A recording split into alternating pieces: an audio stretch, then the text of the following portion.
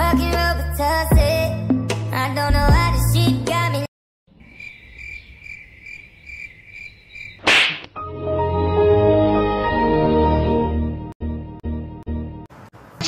I am the one, the way your son don't need a gun to get me. But I know you care. Bring it over to my place. You don't know what you do to me. Your body look lazy right now, yeah. Can't do Percocets on my leg. I'm 21, trying to live it up. Yeah, right, baby, yeah, right. Baik, terima kasih. Di sini kami dari kelompok 8 akan menjelaskan tentang fungsi manajemen terkait dengan fungsi manajemen Satpras dan keuangan. Sebelum kami memulai penjelasan kami awali terlebih dahulu dengan mengaturkan panganjali umat. Om Swastiastu. Baik, sebelum kami lanjut kepada pembahasan, izinkan kami terlebih dahulu memperkenalkan diri kami secara masing-masing. Perkenalkan, nama saya Inengah Kardia Windu dengan nomor NPM 224255. Perkenalkan, nama saya Ikri Ardian dengan NPM 224081. Perkenalkan, nama saya Ikra Yunantara, NPM 224082. Perkenalkan, nama saya Nyoman Junaidi dengan NPM 224154. Baik, sekarang kami mulai kepada tahap pembahasan. Baik, saya Ikri Ardian, NPM 224081. Terima kasih atas waktunya. Di sini saya akan menjelaskan gambaran umum tentang SD Negeri 2 Bukit yang merupakan sekolah dasar negeri yang beralamat di Banjar Dinas Jumenang, Desa Bukit, Kabupaten Karangasem, yang di mana sekolah tersebut berdiri pada tahun 1976. Sekolah dasar ini merupakan sekolah dasar negeri yang dikelola langsung oleh pemerintah. Sekolah ini memiliki 6 kelas utama, yakni setiap jenjang siswa-siswanya mulai dari kelas 1 sampai kelas 6 memiliki kelasnya masing-masing sesuai jenjangnya. Menurut pemaparan dari narasumber, yaitu Ibu Kepala Sekolah, atas nama Nimade Sri Utami, sekolah ini sekarang mendapat akreditasi B dari pemerintah. Dan dari hasil observasi melakukan wawancara kepada narasumber, sekolah ini memiliki 75 siswa, yang dimana diantaranya 45 laki-laki, 30 perempuan. Dan adapun jumlah guru yang mengajar sebanyak sesuai dengan jenjang siswanya. Menurut pemaparan dari narasumber, kurikulum yang digunakan saat ini sesuai dengan kurikulum nasional, yakni kurikulum Merdeka untuk sekolah dasar. Dan dari hasil observasi yang kami lakukan, adapun fasilitas sarana dan prasarana yakni berupa ruang kelas, perpustakaan, area parkir, lapangan olahraga, taman, laboratorium komputer, lapangan upacara, ruang guru, kamar mandi atau toilet. Baik, di sini saya akan memperlihatkan ruangan kelas yang ada di sekolah dasar ini.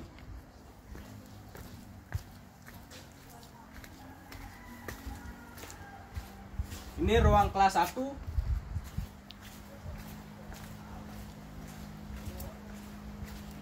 Ini ruang kelas 2.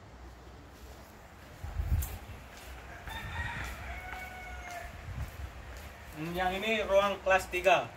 Nah. Dan ini ada ruang kelas 4.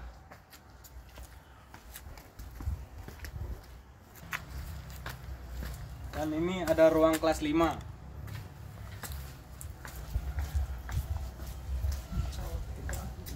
Dan ini ruang kelas 6. Dan ini ada ruang guru.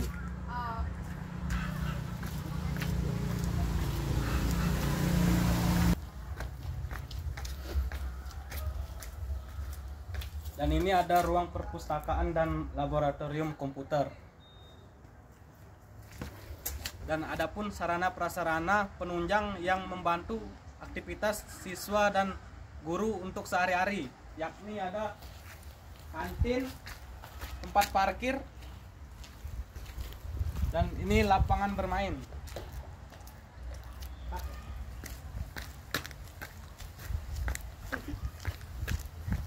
Nah, ini lapangan Jangan dulu mau budu mas pelang juga. Dan ini lapangan upacara. Yes, jerokon sini aja.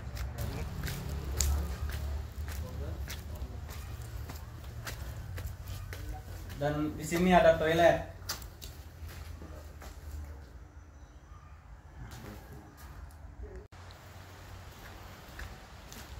Dan ini ada padmesana. Baik, di sini saya akan menjelaskan pembahasan oleh rekan saya. Nama saya Ikade Julantare, NPM 224082. Hasil observasi yang kami lakukan terkait dengan fungsi manajemen perencanaan dalam bidang keuangan dan Sarpas, kami mendapat informasi sebagai berikut.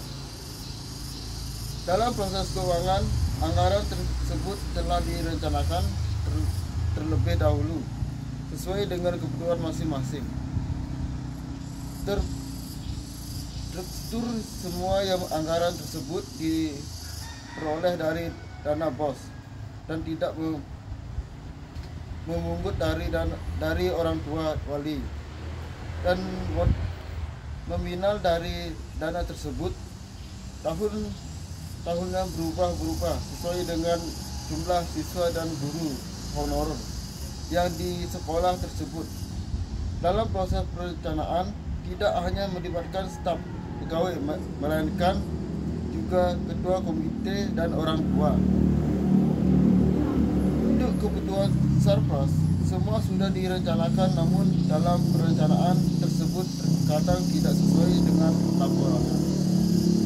Karena dana yang didapat nominal kurang dan sarana untuk persarana yang artisnya harus diprioritaskan, itu yang dilebih utamakan, sehingga terkadang sekolah harus memarkas anggaran untuk sarana dan prasarana yang direncanakan oleh dahulu untuk lebih mengutamakan Sarpas yang memang menjadi kebutuhan pokok berorganisasi. Baik, terima kasih. Di sini saya akan melanjutkan penjelasan dari rekan saya. Perkenalkan, nama saya Ineng Akade Adewindu dengan nomor NPM 224255. Nah, di sini saya akan menjelaskan tentang fungsi manajemen yang kedua, yakni pengorganisasian. Adapun dari hasil observasi yang kami lakukan terkait dengan fungsi manajemen pengorganisasian dalam bidang keuangan dan Satpras, kami memperoleh informasi sebagai berikut. Dalam proses pengorganisasian, keuangan semua telah terorganisasi sesuai dengan kebutuhannya masing-masing.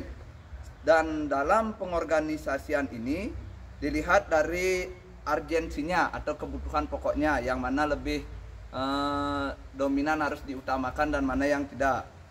Dan sehingga dana yang didapat dari pemerintah, yakni dana BOS, bisa memprioritaskan keperluan-keperluan mendasar untuk kebutuhan sekolah. Pada bidang Sarpras tidak dijelaskan secara rinci bagaimana sistem pengorganisasiannya, karena menurut narasumber, yakni Kepala Sekolah SD Negeri 2 Bukit, dengan area sekolah yang luas, dengan staf pegawai yang tidak banyak, pengorganisasiannya tidak bisa maksimal.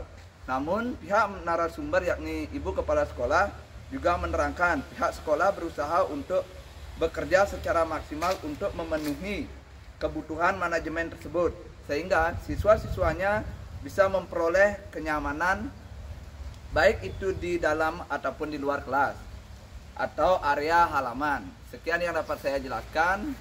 Selanjutnya akan dijelaskan oleh rekan saya. Terima kasih. Perkenalkan, nama saya Inyaman Junaidi. Di sini saya akan melanjutkan materi dari teman saya, yaitu tentang penyusun pegawai.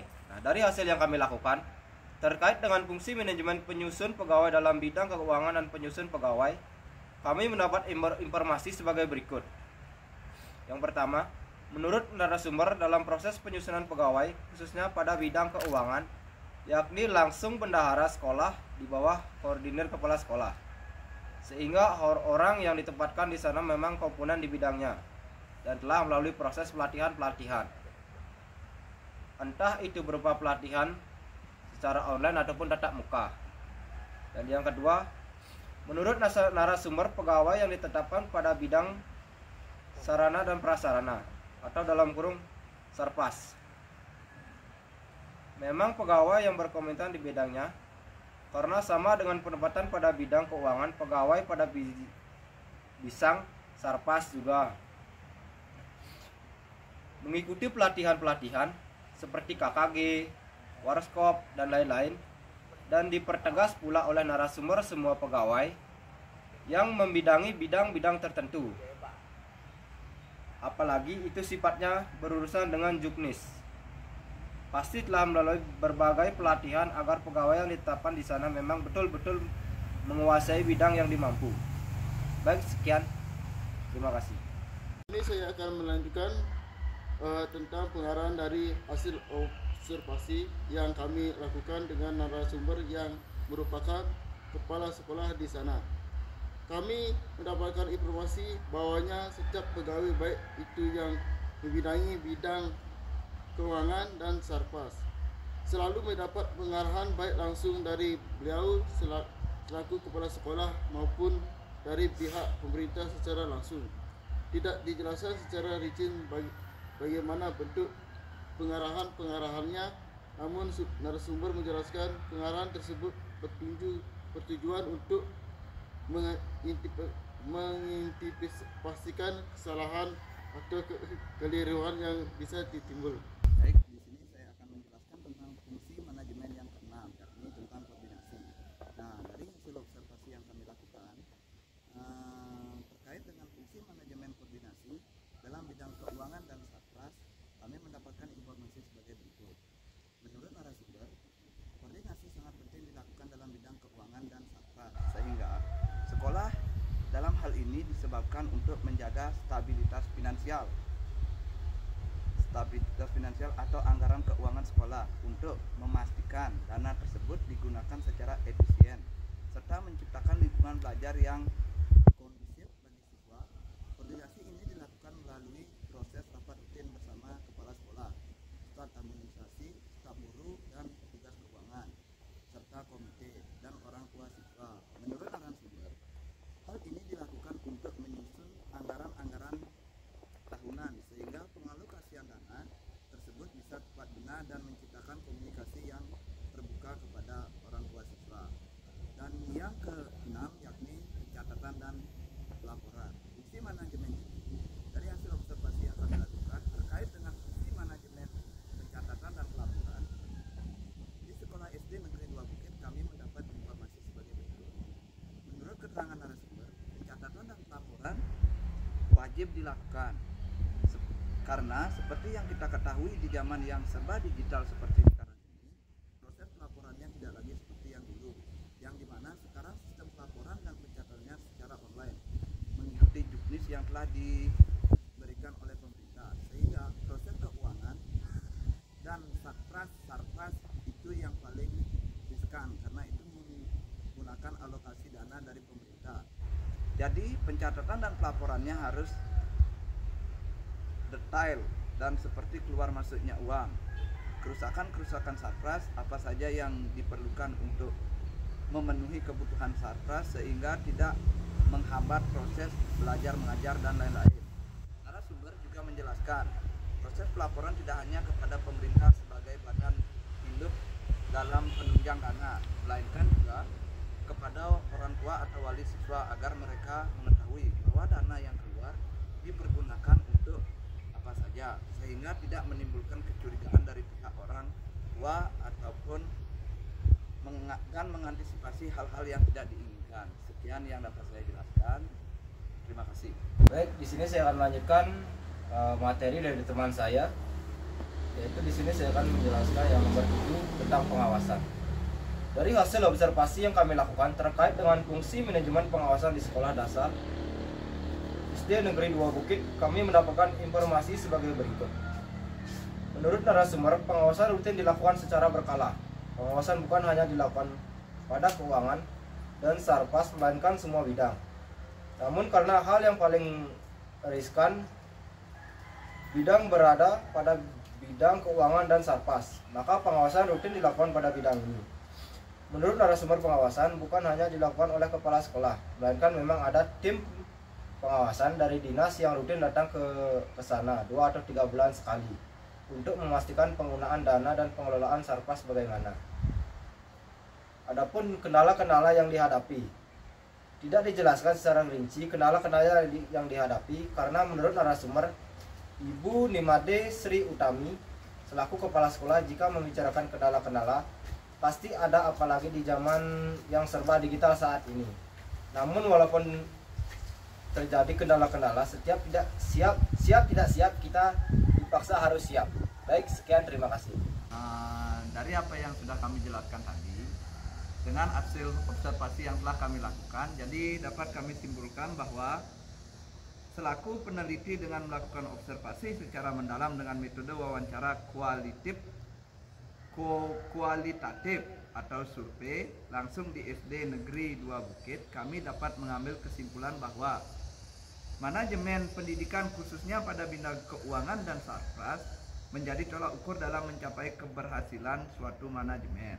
Karena dengan manajemen sekolah yang kuat akan mempermudah sekolah dalam pengelolaan anggaran mulai dari perencanaan hingga pelaporannya. Sehingga dengan anggaran atau sumber dana yang didapat dari pemerintah bisa mudah dikelola karena semua bidang sudah terorganisir dan terstruktur sehingga kebutuhan dan bidangnya masih sesuai dengan kebutuhan dan bidangnya masing-masing. Sekian yang dapat kami jelaskan dan kami akhiri dengan mengaturkan Paramo Santi. Om Santi Santi Santi Om.